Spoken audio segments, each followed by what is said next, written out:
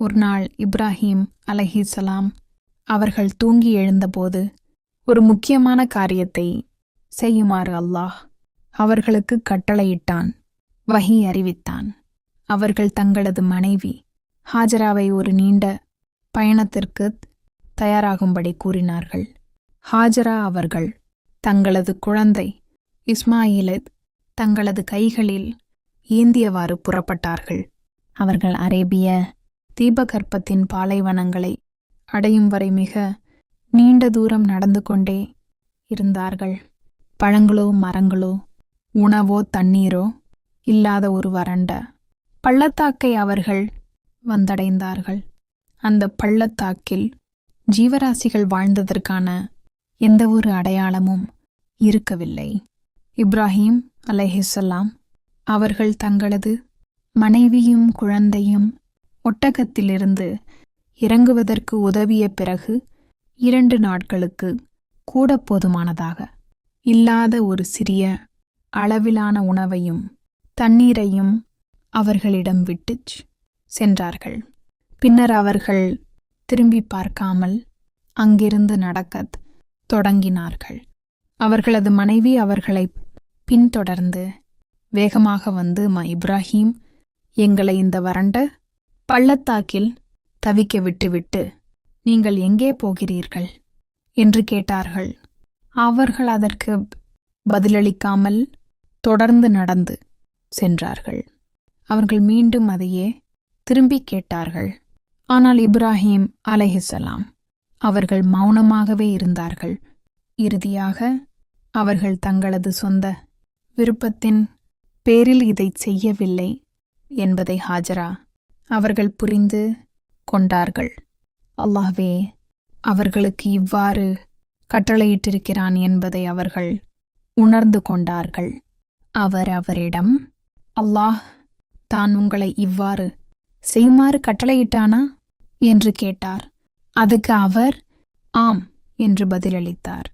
அப்பொழுது அவரது கண்ணியமிக்க மனைவி, அப்படியென்றால் நாங்கள் நாசமாய் போய்விட மாட்டோம். உமக்கு கட்டளையிட்ட அல்லாஹ் எங்களோடு இருக்கிறான் என்று கூறினார். இப்ராஹிம் அலைஹிஸ்ஸலாம் அவர்கள் வேறு மனிதர்கள் எவருமே இல்லாத ஒரு இடத்தில் தன் மனைவியையும் மகனையும் விட்டு சென்றதால் அங்கிருந்து நடந்து செல்லும்போது மிகுந்த மனவருத்தத்துடன் இருந்தார்கள். ஹாஜரா அவர்கள் இஸ்மாயிலுக்கு தன் தாய்ப்பாலை ஊட்டுவதற்காக இப்ராஹிம் அலைஹிஸ்ஸலாம் அவர்கள் வைத்து சென்ற தண்ணீரை குடிக்கத் தொடங்கினார்கள். விரைவில் அந்த தண்ணீர் தீர்ந்துவிட்டது. அவரும் அவரது குழந்தையும் மிகுந்த தாகத்திற்குள்ளானார்கள். அவரது குழந்தை ஆழத் தொடங்கியதால் யாரையாவது பார்க்க முடியுமா என்ற நம்பிக்கையில் அருகில் இருந்த ஸ்ஃபா என்ற குன்றின் மீது ஏறினார்கள். ஆனால் அங்கு யாரையும் அவர்கள் காணவில்லை. எனவே அவர்கள் சஃபா குன்றிலிருந்து மர்வா என்ற அடுத்த குன்றுக்கு இடையே 7 முறை ஓடினார்கள். அவர்கள் கடைசி முறையாக சஃபா குன்றை அடைந்தபோது ஒரு குரலை கேட்டார்கள்.